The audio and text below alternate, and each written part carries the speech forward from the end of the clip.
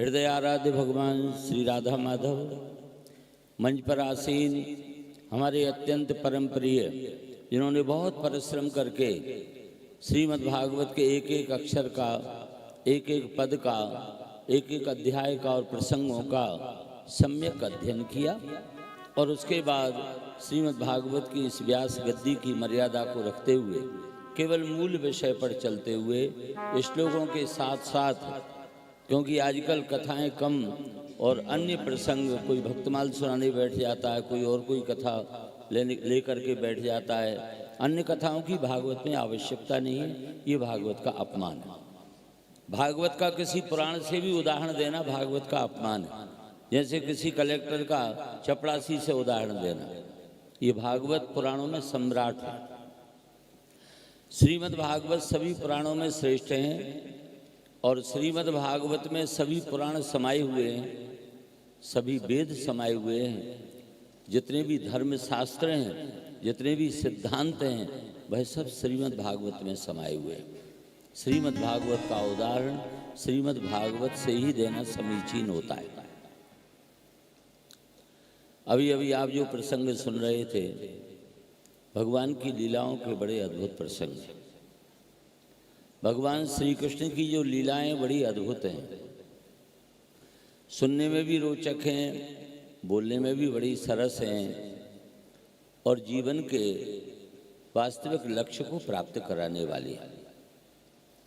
भगवान श्री कृष्ण एक बहुत बड़े संगठक भी थे, एक संगठन करता थे। कोई भी कार्य यदि विचारपूर्वक न किया जाए तो संपन्न नहीं हो पाता है, बल्कि बिना विचारे जो करे सो पीछे पछताए, काम बिगाड़े आपनो जग में होत हंसाए। जग में होत हंसाए चित्त में चैन न पावे, खान पान सम्मान राग रंग मन ही न भावे। कहें गिरधर कबीराय, कहें गिरधर कबीराय, दुख कछु टरत न टारे, खटकत है जिये माह किए जो बिना विचारे। कंस को यूं नहीं मार दिया श्री कृष्ण ने। सबसे पहले अपने ब्रजवासियों को, निहत्थे ब्रजवासियों को यदि सशस्त्र कंस की सेना से लड़ना पड़े तो हम उसको कैसे परास्त कर सकते हैं। ये निशस्त्र जो विद्या है वो निशस्त्रेण युद्ध, उसको नियुद्ध नियुद्ध नियुद्ध भागवत में इसी प्रसंग में कई बार कहा गया है। बगैर अस्त्र शस्त्र की लड़ाई लड़ना। जैसे हमारे यहाँ जितनी भी विद्याएं हैं, कोई कहता है चीन से आई, कोई जापान से आई, ये जूडो कराटे आदि आदि जितनी भी निशस्त्र विद्याएं हैं, ये सब भगवान श्री कृष्ण की उपज है। निहत्थे ग्वाल वालों को उन्होंने सशस्त्र सेनाओं से लड़ने की कला सिखाई और यदि कदाचित महिलाओं पर आक्रमण हो जाए तो हमारी जो लठामार होली होती है, ये सशस्त्र स्त्रियों के लिए प्रशिक्षण प्राप्त कराया भगवान श्री कृष्ण ने। जब मथुरा गए तो बहुत बड़ी योजना बना करके गए। सबसे पहले वहाँ का सबसे बड़ा गुंडा था, आजकल की भाषा में जिसको गुंडा बदमाश कहते हैं, कुख्यात, जिसकी बड़ी भारी धाक थी, जिसके सामने कोई खड़ा नहीं हो सकता था और वो कंस का मुंह लगा था धोबी। सबसे पहले भगवान ने, जैसा कि सुना था सब मथुरावासियों ने, कि बगैर अस्त्र शस्त्र के उन्होंने पूतना जैसी राक्षसी को मार दिया, जिन्होंने तृणावर्त को मार दिया, सक्टासुर अघासुर को मार दिया। बगैर शस्त्र के कोई कैसे मार सकता है। तो ये मथुरा को संदेश देने के लिए एक हाथ ऐसा मारा कि सिर से और शरीर से धड़ अलग हो गया। कहते हैं ना, सिर तन से जुदा, वो वहीं से शुरुआत हुई। ऐसा हमारा निशस्त्रेण प्रयास प्रयोग कि एक हाथ मार दो हत्ती से, गर्दन सिर से धड़ से अलग हो जाए। सारे मथुरा में कोलाहल हो गया कि उसी कृष्ण ने आकर के सर्वप्रथम सूत्रपात किया, यहाँ के सबसे बड़े बदमाश धोबी को मार करके। एक संदेश पहुंचा, उसके वस्त्र धारण करके, जैसा हमारे आचार्य जी ने बताया, सब ब्रजवासी रंग बिरंगे वस्त्रों को पहन करके गए। उसके बाद पहले दर्जी मिला। ये दर्जी कौन था? ये दर्जी श्रमिक वर्ग का राष्ट्रीय अध्यक्ष था। राष्ट्रीय जो कार्यालय होते हैं और वो होते हैं राजधानी में। तो मथुरा संपूर्ण यदुवंशियों की राजधानी थी और सबसे पहले वो श्रमिक वर्ग के उस दर्जी के पास पहुँचे और उसको अपने अनुकूल बनाया और पूरी तरह से उसका समर्थन लेकर के उसके द्वारा सबके वस्त्र तैयार कराए। फिर उसके बाद चतुर्थ श्रेणी कर्मचारी वर्ग की जो अध्यक्षा थी और वो थी कुब्जा, जो कंस के बिल्कुल मुँह लगी थी, केवल उसी के हाथ का घिसा चंदन कंस स्वीकार करता था। और जब उस कुब्जा को भगवान ने आकर्षित करके अपना बना लिया तो जितना भी एक तो श्रमिक वर्ग था वो उस दर्जी की वजह से भगवान के पक्ष में आ गया, और उसके बाद जितना भी चतुर्थ श्रेणी कर्मचारी वर्ग है वो कुब्जा की वजह से आया, और उस समय कृषक वर्ग का जो राष्ट्रीय नेता था वो था माली।